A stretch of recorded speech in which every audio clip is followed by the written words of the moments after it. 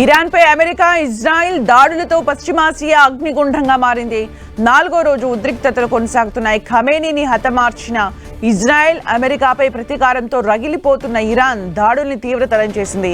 ఇజ్రాయెల్తో పాటు Bahrain, Dubai, Doha, Abu Dhabi, ఖతర్లోని పలు ప్రాంతాలపై కూడా దాడులు జరుపుతోంది. ఇజ్రాయెల్ ప్రధాని నెతన్యాహు లక్ష్యంగా ఆయన కార్యాలయంతో పాటు ఆ దేశ air force commander headquarters పై కూడా క్షిపణుల వర్షం కురిపించింది.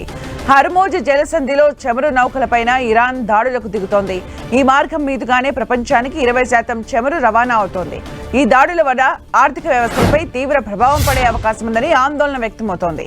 మరోవైపు సంధికి ఇప్పట్లో అవకాశాలు కనిపించడం లేదు.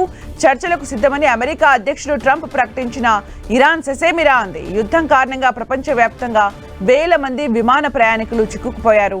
తాము ఇరాన్తో పాటు గల్ఫ్ దేశాలతో మాట్లాడుతున్నామని రష్యా వెల్లడించింది. చర్చలు జరుగుతుండగానే అమెరికా దాడులు చేయడం తమను అసంతృప్తికి గురి చేసిందని వ్యాఖ్యానించింది. యుద్ధంలో అమెరికాతో కలిసి పనిచేసేందుకు సిద్ధమని ఫ్రాన్స్, జర్మనీ ప్రకటించాయి. తమ సైన్యాన్ని పంపించబోమని బ్రిటన్ వెల్లడించింది. ఇరాన్, ఆ దేశానికి మద్దతిస్తున్న మిలిటెంట్ గ్రూపులు ఇజ్రాయెల్, అరబ్ దేశాలపై దాడులు చేశాయి. కువైట్లోని అమెరికా ఎంబసీపై దాడి జరిగింది. దీంతో ఆ ప్రాంతంలో మంటలు చెలరేగాయి. ముందుగానే ఎంబసీని ఖాళీ చేయించడంతో ప్రాణ నష్టం జరగలేదని తెలిసింది. సౌదీ అరేబియాలోని దమ్మంలో ఉన్న ప్రపంచంలోని అతిపెద్ద వాటిలో ఒకటైన రస్ తనూరా చమురు శుద్ధి కేంద్రంపై డ్రోన్లతో ఇరాన్ దాడి చేసింది. అయితే వాటిని అడ్డుకున్నామని సౌదీ రక్షణ శాఖ తెలిపింది. కానీ ఆ ప్రాంతంలో నల్లని పొగ అలుముకున్న వీడియోలు బయటకొచ్చాయి. ప్రస్తుతానికి ఆ కేంద్రాన్ని తాత్కాలికంగా మూసివేశారు. రస్ తనూరాలో రోజుకు 5 లక్షల బ్యారెళ్ల ముడి చమురు శుద్ధి చేస్తారు. ప్రపంచానికి దాదాపు 7% చమురును ఈ కేంద్రం సరఫరా చేస్తుంది.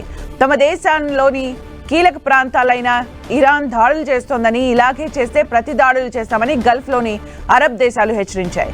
అమెరికాకు చెందిన F-15 ఈ స్ట్రైక్ ఈగిల్స్ యుద్ధ విమానాలు 3ని పొరపాటున కువైట్ కూల్చేసింది. సోమవారం ఇరాన్ దాడులు చేస్తున్న సమయంలో ఆ దేశానికి చెందినవిగా పొరపడి వాటిపై గగనతల రక్షణ వ్యవస్థలతో దాడులు చేసింది. వాటిలోని 6 పైలట్లు సురక్షితంగా బయటపడ్డారు.